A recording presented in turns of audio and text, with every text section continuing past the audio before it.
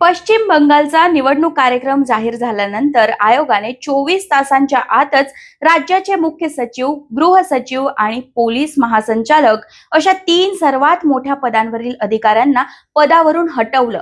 हे अधिकारी ममता बॅनर्जींचे प्रशासनातले हुकमी एक्के मानले जायचे। विशेषतः मुख्य सचिव नंदिनी चक्रवर्ती, ज्या काही दिवसांपूर्वी आयपॅकच्या कार्यालयावर ईडीच्या धाडी पडल्या, तेव्हा ममता बॅनर्जींसोबत उपस्थित होत्या। या बदलांसोबतच ममता बॅनर्जींना अजून एका गोष्टीने अडचणीत आणलंय, ते म्हणजे पश्चिम बंगालमध्ये निवडणूक आयोगाने राबवलेल्या SIR म्हणजेच स्पेशल इंटेन्सिव्ह रिव्हिजन, ज्याने बोगस बांगलादेशी मतदारांना निवडणूक आयोगाने वेचून वेचून बाजूला काढलंय। आणि हा आकडा थोडा थिडका नव्हे, तर जवळपास 63 लाख नावं यादीतून वगळली गेली आहेत। हा आकडा अजूनही वाढणं अपेक्षित आहे। एका बाजूला 3 बड्या अधिकाऱ्यांची तडकाफडकी उचलबांगडी आणि दुसरीकडे तब्बल 8% मतदारांना यादीतून बाहेर काढणं, यावरून निवडणूक आयोगावर ममता बॅनर्जी हल्लाबोल करतायत। मात्र हा ममता दीदींसाठी किती मोठा फटका आहे, SIR ने भाजपचं पारडं जड कसं केलंय, त्याचीच स्टोरी मी या व्हिडिओत सांगणार आहे। मुख्य सचिव नंदिनी चक्रवर्ती, गृह सचिव जगदीश प्रसाद मीना आणि पोलीस महासंचालक पीयूष पांडे, निवडणूक आयोगाने यांना हटवण्यासाठी निष्पक्ष निवडणुका पार पाडण्याचं कारण दिलंय। पण निवडणुका जाहीर झाल्यावर लगेचच इतक्या वरिष्ठ अधिकाऱ्यांच्या बदल्या केल्या गेल्यामुळे प्रशासकीय वर्तुळात आश्चर्य व्यक्त केलं जातंय। नंदिनी चक्रवर्ती या मुख्य सचिव म्हणून ममतांच्या प्रशासकीय रणनीतीचा महत्वाचा भाग मानल्या जात होत्या। जानेवारी 2026 मध्ये जेव्हा ईडीने तृणमूल काँग्रेससाठी सल्लागार म्हणून काम करणारी कंपनी आयपॅकच्या कार्यालयावर धाड टाकली, तेव्हा त्या मुख्यमंत्र्यांसोबत उपस्थित होत्या। या बदलांमुळे ममता बॅनर्जींची प्रशासकीय पकड सैल करण्याचा प्रयत्न होतोय, असा आरोप केला जातोय। निवडणूक आयोग खरंच निष्पक्षपातीपणे काम करतोय की बंगालमध्ये भाजपसाठी राजकीय मार्ग सुलभ केला जातोय, हा प्रश्न आता कोलकाता ते दिल्लीपर्यंत चर्चेचा विषय ठरलाय। आयोगाने त्यांच्या जागी ज्या नवीन अधिकाऱ्यांची नियुक्ती केली, त्यावरून केंद्राचा बंगालच्या प्रशासनावर थेट प्रभाव वाढल्याचा दावा विरोधक करतायत। पण ही प्रशासकीय नाकेबंदी तर फक्त एक भाग होता। खरा मोठा मुद्दा निवडणूक आयोगाच्या नवीन मतदार यादीवरून निर्माण झाला आहे। ज्या मतदारांच्या बळावर निवडणुका लढवल्या जातात, त्यांच्या आकड्यांबाबतच आता प्रश्नचिन्ह उपस्थित केले जात आहेत।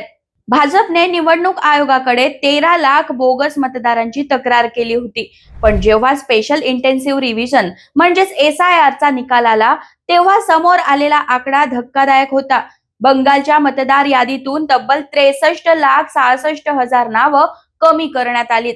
हे प्रमाण राज्याच्या एकूण मतदारांच्या जवळपास 8% आहे। निवडणूक आयोगाच्या नियमानुसार SIR ही प्रक्रिया अत्यंत पारदर्शक असायला हवी, पण जेव्हा इतक्या मोठ्या प्रमाणावर नावं वगळली जातात, तेव्हा त्या प्रत्येक मतदाराला रीतसर नोटीस दिली होती का, हा प्रश्न आता विचारला जातोय। ममता बॅनर्जींचा थेट दावा आहे की ज्या जिल्ह्यांमध्ये तृणमूल काँग्रेसची ताकद मोठी आहे, विशेषतः मुस्लिम बहुल आणि सीमावर्ती जिल्हे, तिथेच जाणीवपूर्वक ही नावं कपात करण्यात आली आहेत। या पडताळणी प्रक्रियेसाठी निवडणूक आयोगाने जे मायक्रो ऑब्झर्व्हर्स नियुक्त केले, त्यांना स्थानिक बंगाली भाषा येत नव्हती, असाही आरोप केला जातोय। ज्या अधिकाऱ्याला स्थानिक भाषा समजत नाही, त्याने कागदपत्र आणि ओळख कशी तपासली, असा प्रश्न उपस्थित केला जातोय। SIR मध्ये जेव्हा नाव कापलं जातं, तेव्हा नियमानुसार त्या व्यक्तीला नोटीस देणं बंधनकारक असतं, पण बंगालमध्ये अनेक तक्रारी अशा आहेत की लोकांना कोणतीही पूर्वसूचना न देता त्यांची नावं यादीतून वगळण्यात आली आहेत। मुर्शिदाबाद आणि उत्तर 24 परगणा यासारख्या तृणमूलच्या बालेकिल्ल्यांमध्येच सर्वाधिक नावं वगळली गेल्याने हा केवळ तांत्रिक बदल आहे की भाजपसाठी राजकीय मैदान तयार करण्याचा प्रयत्न, असा संशय व्यक्त केला जात आहे। हे गणित नीट समजून घेण्यासाठी आपल्याला 2021 च्या निकालांकडे पाहावं लागेल। त्यावेळी भाजपने जिंकलेल्या 77 जागांपैकी 42 जागा अशा होत्या जिथे विजयाचं अंतर हे वगळलेल्या मतदारांच्या सरासरी संख्येपेक्षा कमी होतं। आता त्या भागातील मतदारच कमी झाल्याने 2026 ची गणितं मोठ्या प्रमाणात बदलू शकतात असा अंदाज आहे. नंदीग्रामचं उदाहरण घेतलं, तिथे सुवेंदू अधिकारींचा विजय केवळ 1956 मतांनी झाला होता. पण याच एका मतदारसंघात आता 10,000हून अधिक नावं यादीतून बाद करण्यात आली आहेत. जर वगळलेले मतदार एका विशिष्ट कल असणारे असतील तर मतदानापूर्वीच निकालावर त्याचा परिणाम होऊ शकतो. 2021 मध्ये भाजप अब की बार 200 पारचा नारा देत होती, पण त्यांना 77 जागा मिळाल्या होत्या. त्यावेळी हे 63 लाख मतदार यादीत होते. आता हे मतदार यादीत नसताना 77चा आकडा वाढवणं भाजपसाठी सोपं जाऊ शकतं, असा दावा राजकीय विश्लेषक करतायत.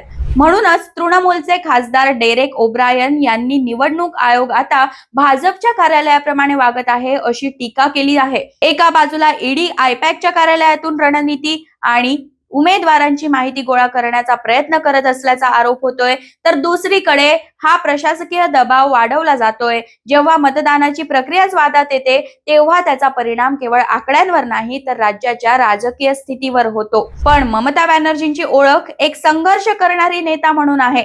ज्या वेळी त्यांच्या समोर अडचणी निर्माण झाल्या त्यावेळी त्या अधिक आक्रमकपणे सामोऱ्या गेल्या आहेत. आचारसंहिता लागण्यापूर्वीच त्यांनी लक्ष्मी भंडार योजनेची पैसे वाढवून महिला मतदारांना आकर्षित करण्याचा प्रयत्न केला. सरकारी कर्मचाऱ्यांना 25% महागाई भत्ता देऊन त्यांनी प्रशासकीय स्तरावरील नाराजी दूर करण्याचा प्रयत्न केलाय. आचारसंहिता लागायला अर्धा तास बाकी असतानाच ममता दीदींनी ही घोषणा केली. सध्याचं चित्र पाहता ही लढाई आता केंद्राची भूमिका विरुद्ध बंगालचा प्रादेशिक स्वाभिमान अशा वळणावर जाताना दिसते. यंत्रणांचा वापर जसा वाढतोय तशीच ममता बॅनर्जी आपली भूमिका बंगाली अस्मितेशी जोडून अधिक प्रभावी करण्याचा प्रयत्न करतायत. 2019 आणि 2021 मध्येही अशाच प्रकारची परिस्थिती पाहायला मिळाली होती. आताही खेला होबेचा नारा पुन्हा एकदा दिला जातोय, पण यावेळी मैदानात लढणाऱ्या पक्षांपेक्षा निवडणूक प्रक्रिया राबवणाऱ्या यंत्रणांच्या भूमिकेवरच अधिक प्रश्न उपस्थित केले जात आहेत. ममता बॅनर्जींनी निवडणूक आयोग आणि केंद्र सरकार दोन्हींच्या विरोधात दंड थोपटलेत. त्या SIR वर स्वतःची बाजू मांडण्यासाठी स्वतः सुप्रीम कोर्टात उभ्या राहिल्या होत्या. SIR मध्ये सुरुवातीच्या काळात 63 लाख मतदार वगळले असले तरी हा आकडा अजून वाढणार आहे. अजून 1 कोटी मतदार असे आहेत ज्यांची नावं संशयास्पद आहे, नावात चुका आहेत आणि त्याची पडताळणी सुरू आहे. ही नावं यादीतून वगळलेली नसली तरी पडताळणी मात्र होते. पण तुम्हाला काय वाटतं, SIR मुळे खरंच ममता बॅनर्जींना फटका बसू शकतो का? तुमचं मत कमेंट मध्ये जरूर लिहा आणि अशाच व्हिडिओसाठी story.com ला सबस्क्राईब करा.